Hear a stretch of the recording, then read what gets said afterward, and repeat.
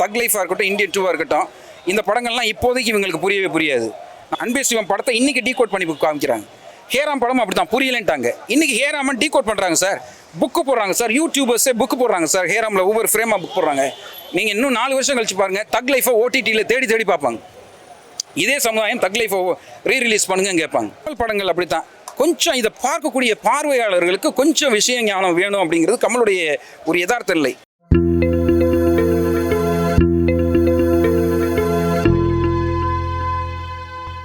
Cult classic வேறு மாதிரி இருக்குது படம். எதிர்பார்த்தோட சூப்பராக இருக்குது. நம்ம வயசோட பெரிய படம் இது. நம்ம எப்படி சொல்கிறதுன்னு தெரில, வேறு லெவல். பார்த்துருக்கேன். இல்லை பார்க்கல, அப்புறம் பிறக்கவே இல்லையே, டிவியில் தான் பார்த்துருக்கோம். அது எப்படி வர்ணிக்கிறதுனே தெரியல, வேறு லெவல், சூப்பராக இருக்குது. நல்லா இருந்தது. முன்னாடி எஃபைட்டோட இப்போ நல்லா இருக்குது. இது அது 35 ml எப்படி இருந்ததோ இது டிடிஎஸ்ல நல்லா பண்ணியிருக்காங்க. இது வரைக்கும் மனிதனோட இந்த படம் நல்லா இருக்கு. மனிதன் பண்ணாங்க, வேலைக்கு ஆகல. ஆனால் இந்த படம் நல்லா இருக்கு. மனிதனுக்கு முக்தாசினிக்கு இந்த பாராட்டு இது பண்ணிக்கலாம். மறுபடியும் கமல் சார் படம் இன்னும் நிறைய ரிலீஸ் பண்ணணும், பண்ணால் இன்னும் நல்லா இருக்கும். எல்லாமே நல்லா இருக்கு. எல்லாமே நல்லா இருக்கு. எல்லாம் என்ஜாய் பண்ணது. படம் நல்லா இருக்கு சார். 87 நான் படம் பார்த்துருக்கேன். நான் சின்ன வயசுல பார்த்துருக்குறேன். நான் சின்ன வயசுல சாரோட ஃபேன்ஸ் ஆகுறோம். பெங்களூர்லேருந்து வந்துக்கிறோம் படம் பார்க்குறதுக்கு. இங்கே வேறு என்ன சொல்லணும் சார்? நல்லா இருக்குது சார். இதுதான் ஃபஸ்ட் டைம் நான் வந்திருக்கிறது. ஆனால் ரொம்ப எனக்கு சந்தோஷம் ஆச்சு. பார்க்குறது ரொம்ப அருமையாக இருக்குது சார். செம்ம நோஸ்டாலஜியாக இருந்துச்சு. தமிழ் சினிமாவோட மொத்த மாஸ்டர்ஸும் சேர்ந்து பண்ண ஒரு மாஸ்டர் பீஸு. இது மாதிரி இன்னொருத்தர் பிறந்து வரணும்னு டைரக்ஷனாக இருக்கட்டும், மியூசிக்காக இருக்கட்டும், ஆக்டிங்காக இருக்கட்டும், இந்த மாதிரி இன்னொருத்தர் பிறந்து வரணும்னு கூட சொல்ல முடியாது. இந்த மாதிரி யாராலையும் இன்னொரு பிறப்பே கிடையாது. இதுக்கு ரீப்ளேஸ்மெண்ட்டும் கிடையாது, ரீக்ரியேஷனும் கிடையாது, யாராலையும் பண்ணவும் முடியாது. இது நல்லா இருந்துச்சு. அந்த விஷுவல் ஆடியோ ரெண்டுமே பயங்கரமாக ரீக்ரியேட் பண்ணியிருக்காங்க. பார்க்கறதுக்குமே நல்லா இருந்துச்சு. எங்கேயுமே வந்து திருப்பி பார்க்குறோம் ஃபீலே வரல. ஒரு சீன் பார்த்துட்டு இருக்கும் போதே அதோட கிராண்டியர்லேயே நம்ம அப்படியே வாயை போலதான் உட்காந்துருக்கோம். ஸோ அடுத்து என்ன சீன் வருங்கிற இது நமக்கு மைண்டில் வரமாட்டேங்குது. அது புதுசாக பார்க்குற மாதிரி இருந்துச்சு. ரொம்ப ஒரு இது அப்போ என்ன சார், நான் இப்போ பாதி பேர் பிறக்கவே இல்லை அப்போல்லாம். ஸோ இந்த சான்ஸ் கிடைச்சதே எனக்கு ஒரு பெருசாக நினைக்கிறேன். நான் பிளஸ்டு டு பி வாட்சிங் திஸ் மூவி இன் தியேட்டர் தான். அது ரொம்ப ஒரு மாதிரி மன நிறைவாக இருக்குது. நல்லா விஷுவலும் ஆடியோ ரெண்டுமே புதுசாக பார்க்குற மாதிரி இருக்குது. புது விஷுவலாக ஃப்ரெஷ்ஷாக இருக்குது. எதுவுமே பழைய படத்தை பார்க்குற மாதிரியே இல்லை. விஷுவல் ரொம்பவே புதுசாக இருக்குது. செம்மையா புது படம் மாதிரி தான் இருக்குது. நான் இத்தனைக்கும் கமல் ஃபேன் தான், நிறைய வாட்டி பார்த்துருக்குறேன். இருந்தாலும் அந்த ரீ ரெக்கார்டிங்லாம் வந்து நல்லா சூப்பராக இருக்குது. நல்லா என்ஜாய் பண்ணோம். யாருமே ஒருத்தர் கூட எழுந்துக்கல லாஸ்ட் சீன் வரைக்கும். எல்லாரும் என்ஜாய் பண்ணி தான் பார்த்தோம். ஏன்னா அந்த காலத்து படம் இல்லை இது. அவ்வளோ அருமையான நடிப்பு நல்லா இருந்துச்சு. நல்லா தான் இருந்தது. பெரிய விஷயம் என்னன்னா 37 வருஷம் முன்னாடி இதே ஆனந்த் தேட்டர் இந்த படம் ரிலீஸ். நாயகன் நைட்டு ஸ்டாரெல்லாம் கட்டி விடிய நாங்கள் உட்காந்து ஆரவாரமாக பார்த்த படம். 37 வருஷம் கழிச்சு அதே ரசிகர் ஃப்ரெண்டு தான் இப்போ சொந்தம். அதே ரசிகர் இந்த இடத்துல இருக்கிறோம். இன்னைக்கு உள்ள பசங்க பாருங்க, அந்த படத்துக்கு அதே மாதிரி ஆரவாரம் கொடுக்குறாங்க. இதான் நாயகன், இதான் ஆளவர்பட்ட ஆண்டவர். படம் பார்த்தோம், புது படம் பார்த்தோம், ரிலீஸ் ஃபீலிங் நீங்களே பார்க்குறீங்க. பழைய படம் 30 வருஷம் இவ்வளோ மீடியா வந்துருக்கு. உங்கள் மீடியாவே இவ்வளோ இருக்குது. இதில் இந்த படத்தோட இது வேல்யூ தெரியும். படம் நல்லா சவுண்ட் எஃபெக்ட் எல்லாமே நல்லா பண்ணியிருக்காங்க. நல்லா அருமையாக இருக்குது. ரொம்ப சூப்பராக இருக்குது. ரொம்ப சந்தோஷமாக இருக்குது. அதாங்க நாங்கள் அன்றைக்கி இந்த சந்தோஷம் இன்றைக்கி சந்தோஷம் 37 வருஷம் முன்னாடி சந்தோஷம் விட இப்போ எங்களுக்கு ரொம்ப சந்தோஷமாக இருக்குது. இப்போ 30 வருஷம் கழிச்சு இவ்வளோ ப்ரெஷர் இருக்குது. இவ்வளோ பார்க்குறோன்னா இன்றைக்கி 5 ஷோ ஓடுது. ப்ரெஷர்ஸ் ஹவுஸ்ஃபுல் ஆகுமா? புது படமே ஆகாது. இன்னைக்கு காலையில் ஹவுஸ்ஃபுல்லு. இது ஃபுல்லாக அடுத்த ஸ்க்ரீன்லாம் போட்டுக்கிறோம். இன்னைக்கு காலையில் 6 ஷோ இன்னைக்கு ஒரு நாள் இந்த தேட்டரில். இது போதாதான்? அதான் ஆண்டவர். நாளைக்கு எங்கள் ஆளவர்பட்ட ஆண்டவருக்கு ஹாப்பி பர்த்டே. சூப்பர் படம் ப்ரோ. என்சைக்ளோபீடியா ஆஃப் சினிமானா இதான் ப்ரோ.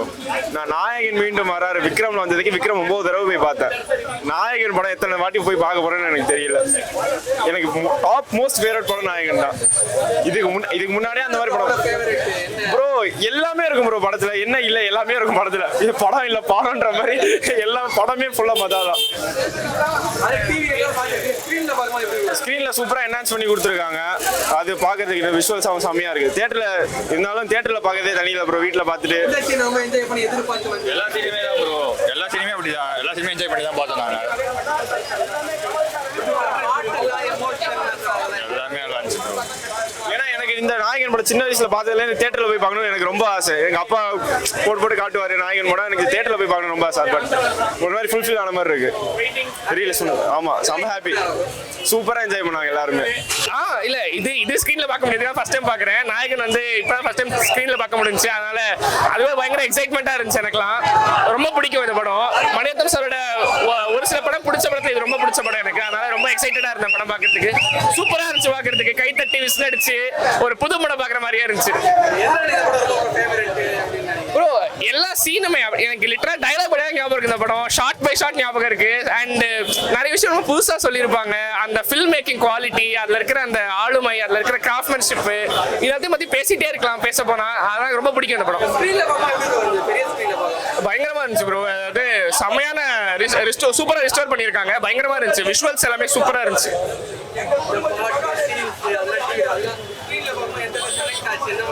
இல்ல ப்ரோ, அதான் நமக்கு நம்ம டிவியில பார்த்து வளர்ந்துருப்போம். அதை வந்து ஸ்கிரீன்ல பார்க்கும்போது இன்னும் பயங்கரமா இருக்கு. எல்லாமே வந்துட்டு அவ்வளவு தூரம் நமக்கு வந்து க்ளோஸ் டு ஹார்ட்டா இருக்கு. இப்ப பார்க்கும்போது கூட வந்துட்டு நமக்கே தோணுது அந்த பீஜம் கை தட்டணும் அப்படின்னு சொல்லிட்டு, அந்த டயலாக் கை தட்டணும் அப்படின்னு சொல்லிட்டு தோணுது. அதெல்லாம் இப்பெல்லாம் ஒரு சில புது படத்தை கூட தோணாது. அதுவே ரொம்ப பயங்கரமா இருந்துச்சு பார்க்கும்போது. இதனால டிவியில பார்த்தபோது இது கிளாசிக் பயங்கரமான ஒரு படம். இத்தனை வருஷமா டிவியில பார்த்துருக்கோம். அந்த ரியல் ஹிட், அந்த ரியல் ஃபீல் அப்படின்னு அது இங்கே பிக் ஸ்க்ரீன்ல பார்க்கும்போது தான் தெரிஞ்சது. இது ஒரு லெசன் தான். இது ஆக்டிங், ஸ்க்ரீன் பிளே, டைரக்ஷன், இது நிறைய பேர் சொல்லியிருக்காங்க. நாயகன் பார்த்தா டைரக்டரான அது இப்போ ரொம்ப ஃபீல் ஆகுது. இப்போதான் நாங்கள் அதை உண்மையாக உணர்றோம். அது எங்கள் ஜென்ரேஷன் டிவிலே பார்த்து நிறைய கிளாசிக் படம் நாங்கள் மிஸ் பண்ணியிருக்கோம். அதெல்லாம் ரீலீஸ் பண்ணும்போது தான் இப்போ ரொம்ப செம்மையாக இருக்குது. ஆக்சுவலாக இது ஒரு லேர்னிங் தான். இது செலிப்ரேஷன் எல்லாத்தையும் தாண்டி இது ஒரு பெரிய லேர்னிங்காக பார்க்குறோம்.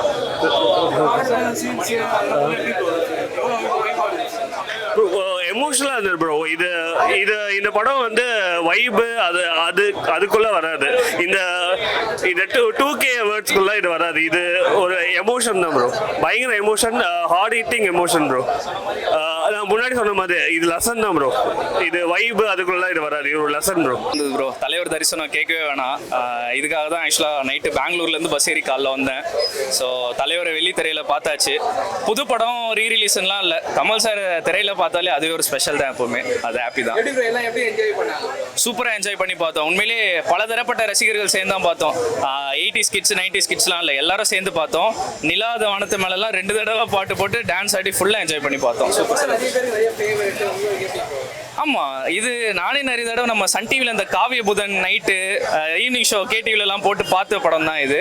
ஸோ இருந்தாலும் தேட்டரில் நம்ம அந்த ஃபேன்ஸோட சேர்ந்து பார்க்குற ஒரு ஸ்பெஷல் தானே, செலிப்ரேஷன் பண்ணி. ஸோ அதுக்காக தான் ஸ்பெஷலாக வந்தது. கரெக்டு. எப்பவுமே கமல் சார் படங்கள்லேயே இந்த படம் கொஞ்சம் மாறுபட்டது. ஏன்னா மோஸ்ட்லி அவர் படத்தில் மாஸ் அதெல்லாம் எதுவுமே கொஞ்சம் கிளாஸாக தான் இது பண்ணியிருப்பாரு. இதில் கிளாஸ் மாஸ் எதுவுமே பஞ்சம் இல்லை. ஒரு டைலாகும் அதுவும் வரும். 4 பேர் நல்லவர் இல்லை, நல்லா நன்னா, நீங்கள் நல்லவரா கெட்டவரா, அதெல்லாம் ஒரு கிளாப்ஸ் விழுந்தது.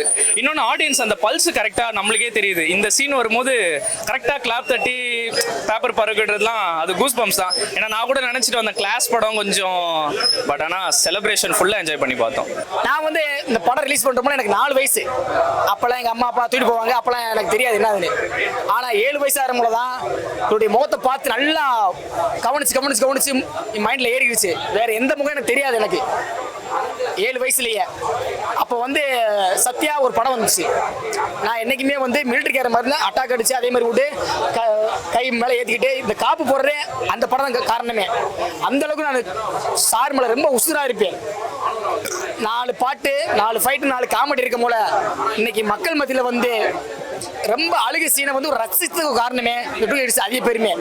இவ்வளவு தூரம் கொண்டாடுறது காரணமே ஒரு திறந்த நிலை புத்தகத்துக்காண்டி தான் வர்றோம். அவர் நூலகந்தே ஒரு பெரியாரோ ஒரு பாரதியாரோ அவரை பார்த்தா இவர் வந்திருக்காரு, இவரை பார்த்தா நாங்கள் வருவோம், எங்களை பார்த்தா என்னுடைய சந்ததிகள் வந்துட்டே இருக்கோம். அந்த 2 கிட்ஸ் அவ்வளவு அருமையா இருக்கு. படம் வந்து எதனால் பிடிக்கணும்னா இன்னுமே மக்களுக்கு நல்ல செய்யறது 4 பேருக்கு நல்ல செய்யறது தப்பே இல்லை. ஆனால் கெடுதல் கூட நிற்க கூட தேவையில்லை. நல்ல கூட செய்யறது கூட பரவாயில்ல, 4 பேருக்கு கெடுதல் ஒன்றும் அதே போதும். அந்த எண்ணம் தான் எனக்கு தாக்கம் அதிகமாக ஏற்பட்டுச்சு இந்த படத்தை பார்க்க எனக்கு. ஆண்டவருக்கு உடம்பு முடியல, அவருக்கு வந்து இப்போ உடம்புல ரத்தத்தை கொடுப்பா அப்படின்னு கேட்டால் நான் உடனே கொடுத்துருவேன். அந்த அளவுக்கு எனக்கு பிடிக்கும். நாயகனை பொறுத்த மட்டும் அது வந்து தேசிய விருது வென்ற ஒரு படம். ரெண்டாவது வந்து வேலு நாயக்கருங்கிறது வந்து வாழ்ந்திருக்கிறாரு. பரமக்குடியிலேருந்து நாங்கள் வந்திருக்கிறேன் அப்படின்னாக்கும் ஒரு சின்ன க்யூரியாசிட்டி என்ன அப்படின்னாக்கும் நான் மதுரையில் பார்க்கலாம் அல்லது எங்கள் ஊர் ராம்நாடு அந்த பக்கத்தில் பார்க்குறேன். எனக்கு என்னென்னா இந்த டிஜிட்டல் வெர்ஷன் 4Kல எப்படி இருக்குது அப்படிங்கிறத ஒரு நல்ல தேட்டரில் பார்க்கணும் அப்படின்னு தான் 550 கிலோமீட்டர்னாலும் பரவாயில்ல கமல்ஹாஸில் பார்க்கணுன்னு ஒரு முடிவோடு வந்தேன். ஆனால் நான் எதிர்பார்த்து வந்தது வேறு, நடந்தது அதை காட்டிலும் ஒரு 20-30 மடங்கு ஜாஸ்தியாக நடந்து போச்சு. நான் என்னாலே நம்ப முடியலை, கமல் ஃப்ரேமில் இந்த அளவுக்கு 4Kல இவ்வளவு குவாலிட்டியாக கொண்டு வந்திருக்கிறாங்களே அப்படின்ட்டு. ரொம்ப ஆச்சரியமாக இருக்குது, சூப்பராக இருக்குது. பாட்டுலாம் வந்துட்டு தெறிக்கி விட்டுருக்குறாங்க. எல்லா பாட்டுமே வந்துட்டு இப்போ இருக்கக்கூடிய ரீசெண்ட் சாங்ஸுக்கு டஃப் கொடுக்குது. மியூசிக்லாம் பிரிச்சிட்டாங்க. அவங்க போட்டில் போகும்போது அந்த அலை வரும் இல்லையா, அந்த அலை முதற்கொண்டு டிஜிட்டல் சவுண்டு நம்மளை வந்து குறிப்பாக நான் பார்த்தேன் சார். இளைஞர்களை வந்துட்டு ஐம் வெரி க்ளோஸ் டு 50 இளைஞர்களை பார்த்தேன். ஏதாவது செல்ஃபோன் கேட்ஜெட்ஸில் ஏதாவது விளையாண்டுக்கிட்டு இருக்கிறாங்களா, யாருமே பார்க்கல, ஸ்டன்னிங்காக பார்க்குறாங்க. 20 வயதுக்காரர் எப்படா ஒரு 70 வயது கிழவனா போட்டு நடிச்சாரு, இது தக் லைஃப் கமலா, இந்தியன் டு கமலான்னு பார்க்குறாங்க. நம்ப முடியல. இன்றைய இளைஞர்களுக்கு மிகப்பெரிய ஒரு வரப்பிரசாதம் கமல் இப்படி வாழ்ந்திருக்கிறாருங்கிறத எடுத்துக்காட்டுறது. இந்த ரீரிலீஸ் மூலமாக கமல்ங்கிற ஒரு கலைஞானியை வந்து அடையாளப்படுத்துறதுக்கு ரொம்ப நன்றி. அது யாராக இருந்தாலும் சரி, அவங்க முக்தா சீனிவாசனாக இருக்கட்டும், தயாரிப்பாளராக இருக்கட்டும், இன்னும் நிறைய கமல் படங்கள் ரீரிலீஸ் பண்ணணும். அதில் குறிப்பாக அன்பே சிவம், பஞ்சதந்திரம், ஹேராம் போன்ற படங்கள்லாம் ரீரிலீஸ் பண்ணோம்னா கமல்ங்கிற மனிதனை இன்னும் கொஞ்சம் அடையாளப்படுத்த முடியும். ஏன்னா உண்மையான கலைஞனுக்கான மிகப்பெரிய சன்மானமே சம்பளம் கிடையாது சார், அங்கீகாரம். என்னை பொறுத்த மட்டும் அந்த அங்கீகாரம் கமலுக்கு வேணுங்கிற அங்கீகாரத்தை காட்டிலும் இப்போ குறைவாக தான் கிடச்சிருக்குன்னு என்னுடைய கருத்து. ஹார்ட்கோர் ஃபேனாக நான் சொல்கிறேன். ஒரு மற்ற நடிகர்களுக்கு கிடைக்கிற அங்கீகாரத்தை காட்டிலும், ஒரு கமர்ஷியல் ஹீரோக்கு கிடைக்கக்கூடிய அங்கீகாரத்தை காட்டிலும், ஒரு கலைக்காக வாழக்கூடிய கமலஹாசனுக்கு கிடைக்கக்கூடிய அங்கீகாரம் சற்று குறைவாக இருக்குன்னு நான் நம்புகிறேன். அந்த அங்கீகாரம் மீண்டும் மீண்டும் கிடைக்கணும், திரும்ப கிடைக்கணும் அப்படின்னா அவர் வாழ்ந்த அந்த படங்களை திரும்ப ரீரிலீஸ் பண்ணால் தான் இன்றைய இளைஞர்கள் பார்ப்போம். அதுதான் சார், அது ஒன்றும் கிடையாது. ஆக்சுவலாக நான் திரும்ப சொல்கிறேன், தக் லைஃபாக இருக்கட்டும், இந்தியன் 2 இருக்கட்டும், இந்த படங்கள்லாம் இப்போதைக்கு இவங்களுக்கு புரியவே புரியாது. நான் ஒன்று சொல்கிறேன், அன்பே சிவத்தில் நாங்கள் ஒரு 10-15 பேர் தான் இருந்தோம். அன்பே சிவம் நாங்கள் பார்க்கல, ஒரு 4 நாள் 5 நாளில் படத்தை தூக்கிட்டாங்க. ஆனால் இன்றைக்கி அன்பே சிவத்துக்கு டீகோட் பண்ணுறாங்க. எங்கே பார்த்தாலும் அன்பே சிவம் சொல்கிறாங்க. அன்பே சிவம் படத்தை இன்றைக்கி டீகோட் பண்ணி காமிக்கிறாங்க. ஹேராம் படம் அப்படி தான் புரியலன்ட்டாங்க. இன்றைக்கி ஹேராமன் டீகோட் பண்ணுறாங்க சார், புக்கு போடுறாங்க சார், யூடியூபர்ஸே புக்கு போடுறாங்க சார். ஹேராமில் ஒவ்வொரு ஃப்ரேமாக புக் போடுறாங்க. நீங்கள் இன்னும் 4 வருஷம் கழிச்சு பாருங்கள், தக் லைஃபை OTTயில் தேடி பார்ப்பாங்க. இதே சமுதாயம் தக் லைஃபை ரீரிலீஸ் பண்ணுங்கன்னு கேட்பாங்க. கமலுடைய மிகப்பெரிய ஒரு ப்ளஸ் என்ன அப்படின்னா, மற்றவங்க சிந்திக்கிறத காட்டிலும் கொஞ்சம் அட்வான்ஸாக சிந்திச்சிருவார். இன்னைக்கு விஸ்வரூபம் நீங்கள் படத்தை எடுத்துக்கிட்டிங்கனாலும் ஆப்கான் தலிபானுடைய நிலைமைகள் எடுத்து சொன்னார். அப்போ தப்பாக தெரிஞ்சிச்சு. இன்றைக்கி ஆப்கான் தலிபானில் என்ன நடக்குதுங்கிறத இவங்க பேப்பர்லையும் செய்தித்தாள்களையும் ஊடகங்களையும் படித்த உடனே விஸ்வரூபத்தை இது பண்ணி பார்க்கும்போது இதைத்தான் அந்த படம் நேரத்தில் விஸ்வரூபத்தில் சொன்னார். அப்போயே அதை ப்ரெடிக்ட் பண்ணி கரெக்டாக தான் எடுத்துருக்கிறாரு அப்படின்னு சொல்கிறாங்க. ஆக மொத்தம் ஒரு 10 வருஷம் 5 வருஷத்துக்கு பின்னாடி என்ன நடக்குதுங்கிறத இங்கே சொல்லிடுவார் சார். கமல் படங்கள் அப்படி தான். கொஞ்சம் இதை பார்க்கக்கூடிய பார்வையாளர்களுக்கு கொஞ்சம் விஷய ஞானம் வேணும் அப்படிங்கிறது கமலுடைய ஒரு யதார்த்த இல்லை, அவ்வளோதான். ஆனால் இந்த படத்தை பொறுத்த மட்டும், நாயகனை பொறுத்த மட்டும் வாழ்ந்துட்டார். நீங்கள் கேட்டதுக்காண்டி சொல்கிறேன். இப்போ தோல்வி படங்களாக மக்கள் கருதக்கூடிய தோல்வி படங்களாக இருக்கிறது கூட இன்னும் 5 வருடம் கழித்து வெற்றி படங்களாக தான் இருக்கும். கமலுடைய மிகப்பெரிய வெற்றி அவருடைய தோல்வி படங்கள் தான் சார். நீ எந்தெந்த படம்லாம் தோல்விங்கிறீங்களோ அது பூரா வெற்றி படங்கள் சார். அவர் தோல்வியை பற்றி கவலைப்படுறது இல்லை சார். அவர் கலைக்காண்டி வாழக்கூடியவர். நான் ஒரு கலையில் வாழ்ந்தேன், அடுத்த கலையை நோக்கி செல்கின்றேன், அவ்வளோதான். அப்படி போய்கிட்டு இருக்கிறார் கமல். வாழ்கிறேன். எதில் இந்த நாயகன்லையா சார்? சார் இதில் நான் என்ன சொல்கிறேன்னா, இந்த பாட்டு இந்த சீன்லாம் சொல்ல முடியல சார். ஸ்டன்னிங்காக இருக்கும் சார். வேணா நான் பாப்கார்ன் வாங்கலான்னு நினச்சேன் சார், வாங்கி சாப்பிடக்கூட முடியல என்னால். அந்த அளவுக்கு கம்ப்ளீட்டாக டைட் பேக்கில் இருந்தோம் எல்லாமே. ஃபர்ஸ்ட் ஹாஃப் பார்த்தீங்கன்னா அவருடைய யங்ஸ் ஏஜில் அப்படியே வந்து போய் அப்படி நின்று செகண்ட் ஹாஃபில் அந்த ஏஜ்டு கமல் வர்றாரு இல்லையா, அந்த ஏஜ்டு கமல் சான்ஸே இல்லை. அந்த கண்ணடியை இது பண்ணுறது, உடல் மொழி அசைவு, அதுக்கப்புறம் இன்டர்வலுக்கு அப்புறம்லாம் யாருமே வந்துட்டு சீட்டு நுனியிலோ இல்லை வேறு எங்கேயாவது கட்சி வச்சு விழுந்ததோ எடுக்கக்கூட மாட்டாங்க. அப்படி பார்த்துக்கிட்டு இருக்கிறாங்க. இது பழைய படம் ரீரிலீஸ்ன்னு நீங்கள் சொல்ல தான் சார் நமக்கு தெரியும். இளைஞர்களை கூப்பிட்டு வந்து காமிச்சிங்கன்னா இட்ஸ் அ நியூ ரிலீஸ், புது படம் தான் சார். எழுதி வச்சுக்கோங்க, எத்தனை படங்கள் வந்தாலும் சரி, வெள்ளிக்கிழமை ரிலீஸ் ஆனாலும் இந்த படம் 30 நாள் குறையாமல் ஓடும். அந்த அளவுக்கு வாழ்ந்துட்டார்ல சார். அந்த கெட்டப்பை பார்த்தீங்கன்னா 20 வயசுல இருக்கக்கூடிய ஒரு கெட்டப்பா. கெட்டப் போடுறது பெரிய விஷயம் இல்லை, வாழணும்ல, உடல் மொழி அசையணும்ல உங்களுக்கு. அது மாதிரியே வாழ்ந்துட்டார். அந்த நடை இது, அந்த கால். இன்றைக்கு இருக்கக்கூடிய இளைஞர்களாக இருக்கட்டும், இன்றைக்கு இருக்கக்கூடிய நடிகர்களாக இருக்கட்டும், இயக்குநர்களாக இருக்கட்டும், தயவு செய்து இந்த படங்களெல்லாம் பாருங்கள். எப்படி ஒரு சினிமோட்டோகிராஃபி இருக்கணும், எப்படி ஒரு ஆக்டிங் இருக்கணும். அதை சும்மாவா உலகநாயகன் சொல்கிறாங்க, சும்மாவா வந்துட்டு கலைஞானின்னு சொல்கிறாங்க. இளையராஜா அங்கிட்டு ஒரு பக்கம்னா இவர் ஒரு பக்கம், மணிரத்னம் அதுக்கு மேலே போட்டி போட்டு 3 பேரும் சேர்ந்த ஒரு காம்போ சார். சரியான சம்ச்சுவஸ் ஒரு ஃபுல் மீல் பிரியாணி சாப்பிட்ட மாதிரி இருக்குது. ரொம்ப சந்தோஷமாக இருக்குது எனக்கு. அப்படியே நான்லாம் அழுதுகிட்டே சந்தோஷப்பட்டேன். வேலுநாயக்கர் இறந்துட்டாருங்கிறத என்னால் டைஜஸ்ட் பண்ண முடியல. இருந்தாலும் கமல் படத்தை திரும்ப இந்த மாதிரி 4Kல வந்து பார்த்தோமேங்கிற சந்தோஷம் எனக்கு.